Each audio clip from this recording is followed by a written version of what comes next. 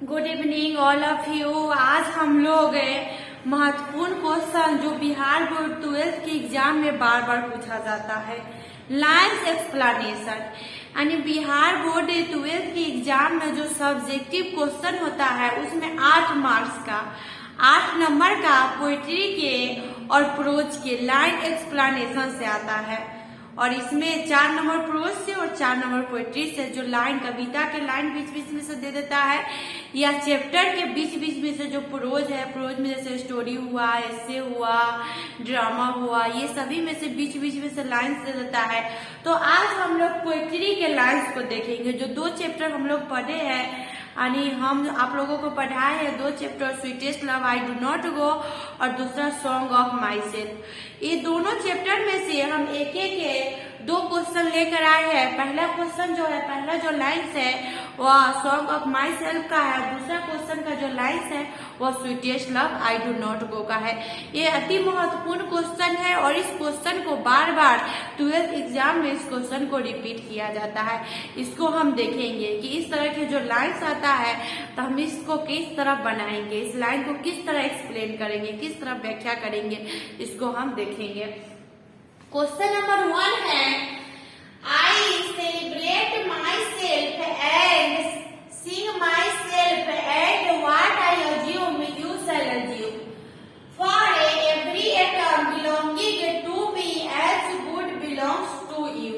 ये है लाइन्स है जो कविता का है और इसको एक्सप्लेन करना है। ये लाइन्स किससे लिया गया है? तो ये जो लाइन है ये सॉन्ग ऑफ माई सेल्फ से लिया गया है।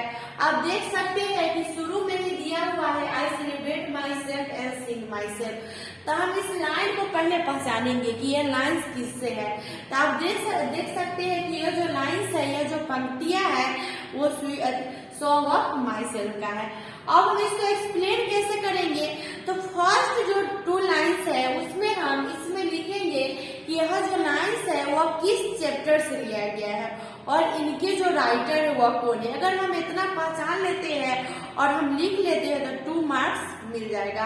यानी यह जो लाइन्स है वह किस चैप्टर के है और इसके राइटर कौन है। यदि इतना ही लिखेंगे तो 2 मार्क्स मिल जाएगा। और 2 मार्क्स के लिए इसमें जो बताया गया है इस लाइन्स को, उसको अपनी भाषा में इसका व्याख्या करना है। देखिए, सबसे पहले हम लिखे हैं these lines have been taken from song of myself composed by Walt Whitman. ये जो पंक्तियां है सॉन्ग ऑफ माई सेल्फ का है और इनके जो राइटर है, कंपोज्ड का मतलब होता है रचना किया गया और ये रचना किया गया है वाल्ट व्हिटमैन के द्वारा। ये हम लिखेंगे सबसे पहले। आप यहाँ तक लिख सकते हैं और जिस चैप्टर का रहेगा उस चैप्टर का नाम लिख देंगे। जैसे ये जो लाइन है ये सॉन्ग ऑफ माई सेल्फ का है, अगर स्वीटेस्ट लव का रहता तो स्वीटेस्ट लव लिख देते, now the leaves are falling fast का रहता तो उसका लिख देते। और जिस चैप्टर का ये लाइन रहेगा उस चैप्टर का नाम लिख देंगे और उसके राइटर का नाम लिख देंगे। तो ये इसके जो राइटर है वो क्या है? वाल्ट व्हिटमैन है। इतना अगर हम लिखते हैं तो 2 नंबर क्या है? पक्का है। अब इसमें आगे हम लिखेंगे कि इस लाइन्स में क्या कहा जा रहा है। तो देखिए, here the poet says that, इतना आप लिख सकते हैं सब लाइन्स में। उसके बाद here the poet says that there is no difference between me and the other person. यहाँ पर जो है इसमें कहा गया है कि आई सेलिब्रेट माई सेल्फ और सिंग माई सेल्फ। मैं खुद को सेलिब्रेट करता हूँ, मैं खुद को मनाता हूँ और तुम भी धारण वही करो जो मैं धारण करता हूँ, क्योंकि हर एक कण जो मुझ में वास करती है वो आप में भी अच्छी तरह से वास करती है। इसको अपनी भाषा में एक्सप्लेन करके लिख देना है। अपनी भाषा से कुछ दो जो कह रहा है अपनी भाषा से शॉर्ट वाक्य बनाएंगे और उसको एक्सप्लेन करेंगे। तो यहाँ जो है here the poet says that, यहाँ कवि कहते हैं कि there is no difference between me and the other person. यानी मुझ में यानी कवि में, मुझ में और किसी दूसरे व्यक्ति में कोई अंतर नहीं है। He has the same atom of blood, और सभी में एक समान खून भी है। यानी सभी जो मनुष्य है वह एक ही समान बना हुआ है। ईश्वर ने सभी को एक ही समान बनाया है, इसीलिए हमें और किसी दूसरे व्यक्ति में कोई अंतर नहीं है। फीलिंग्स, सभी व्यक्ति में भावना भी एक समान है। एंड एवरीथिंग एज अदर्स है, और सभी चीज जो दूसरे में रहता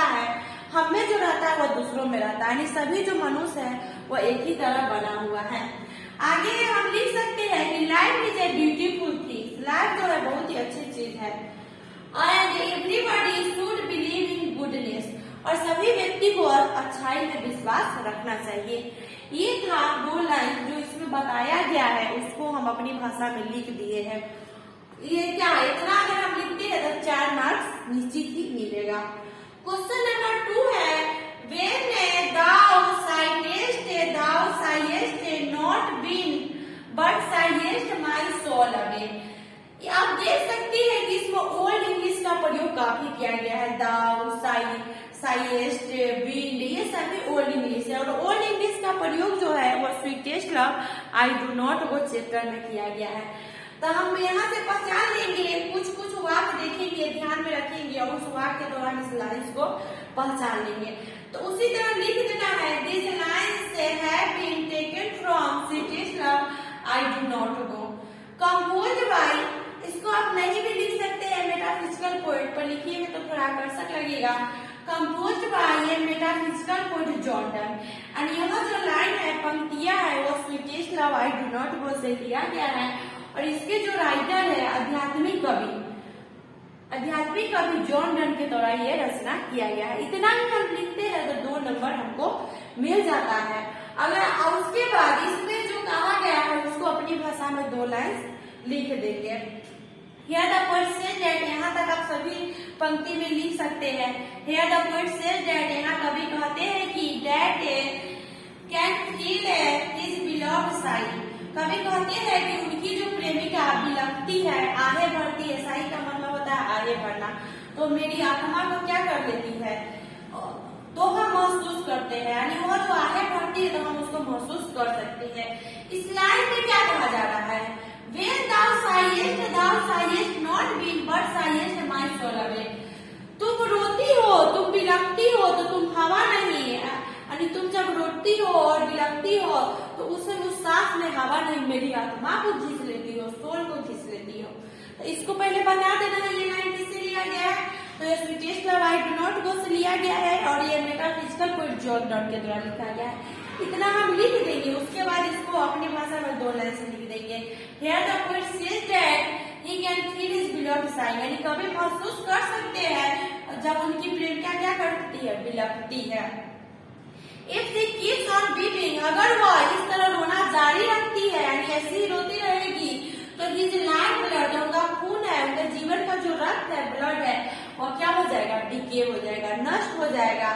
The poet never likes such things, कभी इस तरह की चीजों को कभी पसंद नहीं करते हैं।